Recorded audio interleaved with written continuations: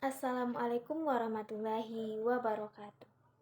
Perkenalkan, nama saya Rini Azuri dengan NIM 230422006 dari Prodi Ilmu Administrasi Negara. Di video ini saya akan membahas materi dari mata kuliah Ekonomi Publik pada pertemuan 7, yaitu mengenai aktor, perilakunya, dan indikator dalam ekonomi publik. Materi pertama yaitu aktor dan pelaku ekonomi publik. Aktor dan pelaku ekonomi publik dipengaruhi oleh bentuk hubungan dan interaksi aktor melalui rule yang disepakati, yaitu pertama penyelenggaraan negara, dua kelompok dunia usaha, dan yang ketiga kelompok masyarakat madani. Penyelenggaraan negara. Penyelenggaraan negara terdiri dari 3 pilar yang berhubungan dan interaksi untuk mencapai keseimbangan, yaitu yang pertama eksekutif atau pemerintah, dua legislatif atau parlemen, dan yang ketiga yaitu yudikatif atau lembaga peradilan. Selain ketiga pilar utama tersebut, ada juga lembaga kuasi negara. Dunia usaha. Pertama, terdiri dari badan hukum dan tidak berbadan hukum. Badan hukum contohnya seperti PT, CV, firma, koperasi, PMDN, PMA, BUMN, BUMD. Kedua, skala usaha seperti konglomerasi, besar, menengah, kecil, operasi, rumah tangga. Yang terakhir yaitu tugasnya yang meliputi membuka lapangan kerja, menghasilkan barang dan jasa, serta membayar pajak dan retribusi. Masyarakat madani. Adapun ciri-ciri dari masyarakat madani yaitu yang pertama, concern dan care pada pihak publik. Dua, mewakili kepentingan masyarakat luas, baik itu konsumen ataupun produsen. Tiga, berbentuk seperti LSM, NGO, asosiasi profesi, perguruan tinggi, dan organisasi massa. Yang keempat yaitu kritis terhadap peran pemerintah dan dunia usaha seperti lapangan kerja, keadilan, penegakan hukum, dan lain-lain. Perilaku aktor ekonomi publik. Perilaku aktor ekonomi publik mengikuti aturan main dalam bentuk norma dan etika yang bertujuan untuk mengantisipasi tabrakan kepentingan aktor, di mana perilaku aktor sendiri terdiri dari pemerintah, badan usaha, dan masyarakat madani. Indikator kinerja ekonomi publik. Indikator kinerja ekonomi publik ditunjukkan dengan tingkat kesejahteraan masyarakat. Adapun aspek-aspek yang mencerminkan kesejahteraan masyarakat, yaitunya meliputi pendapatan dan pelayanan negara. Selain itu, aktivitas juga mempengaruhi indikator kinerja ekonomi publik yang terdiri dari investasi dan iklim usaha yang kondusif. Indikator pendapatan. Adapun indikator pendukungnya yaitu pertama, tersedianya lapangan kerja. Tersedianya lapangan kerja dipengaruhi oleh tingginya angka pengangguran dan pendapatan domestik bruto. Kedua, stabilitas nilai tukar.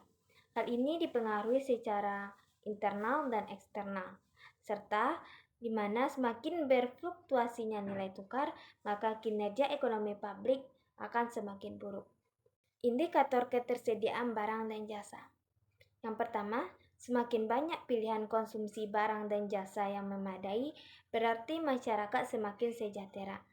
Kedua, faktor penunjang, yaitu investasi serta ketahanan pangan dan ketahanan energi. Materi selanjutnya, indikator aktivitas ekonomi dan investasi. Seperti yang terlihat di layar, gambar tersebut menjelaskan tentang hubungan siklus antara investasi, aktivitas ekonomi, kualitas pelayanan dan konsumsi, serta pendapatan negara dan masyarakat. Pertama, investasi. Investasi merupakan faktor pendorong utama bagi aktivitas ekonomi, di mana semakin besar investasi yang masuk, maka semakin besar pula potensi pertumbuhan aktivitas ekonomi. Dengan aktivitas ekonomi yang terus meningkat, maka akan menghasilkan pendapatan yang lebih besar bagi negara dan masyarakat, sehingga dapat meningkatkan kualitas pelayanan dan peningkatan konsumsi masyarakat, yang seiring dengan pertumbuhan ekonomi, yang pada akhirnya dapat meningkatkan kesejahteraan masyarakat secara keseluruhan. Indikator iklim usaha dapat mencakup beberapa aspek, yaitu pertama, kepastian berusaha. Dengan kepastian ini akan menciptakan iklim usaha yang baik sehingga dapat mendorong aktivitas ekonomi. Tersedianya sarana dan prasarana juga merupakan faktor pendukung bagi aktivitas ekonomi untuk meningkatkan efisiensi dan produktivitas usaha. Dengan demikian, proses birokrasi yang transparan dan akuntabel juga sangat penting untuk menciptakan iklim usaha yang kondusif, sehingga mengurangi potensi korupsi, yang menciptakan pemerintahan dapat memberikan insentif yang tepat dan adil. Materi selanjutnya yaitu indikator berdayanya negara secara ekonomi, politik, dan sosial. Indikator ini terdiri dari beberapa tahapan yang saling terkait. Itu pertama, pengelolaan negara yang baik. Hal ini mencakup tata kelola pemerintahan yang efektif, transparan, dan akuntabel. Kedua, kebudayaan negara meningkat, baik dari segi ekonomi, politik, maupun sosial. Ketiga, negara mandiri. Dengan kebudayaan negara yang meningkat, negara akan menjadi lebih mandiri dan tidak tergantung pada negara lain. Yang keempat, kedaulatan. Kemandirian yang dimiliki negara akan memperkuat kedaulatannya, baik kedaulatan politik, ekonomi, maupun sosial budaya. Kelima, daya tawar dengan negara lain. Sebagai negara yang berdaulat dan mandiri, maka negara tersebut akan memiliki daya tawar yang lebih kuat dalam bernegosiasi dengan negara lain. Dan yang terakhir yaitu negara kompetitif. Pada akhirnya, dengan daya tawar yang kuat dan keberadaan negara yang tinggi, negara tersebut akan menjadi lebih kompetitif. Materi terakhir yaitu indikator mikro dan makroekonomi. Pertama, ekonomi mikro.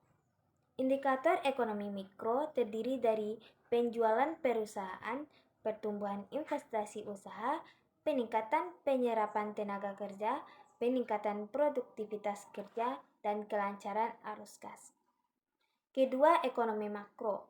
Indikator ekonomi makro terdiri dari pertumbuhan ekonomi, PCB, tingkat pengangguran, tingkat kemiskinan, dan tingkat inflasi. Sekian materi yang dapat saya sampaikan, kurang lebihnya saya mohon maaf. Wassalamualaikum warahmatullahi wabarakatuh.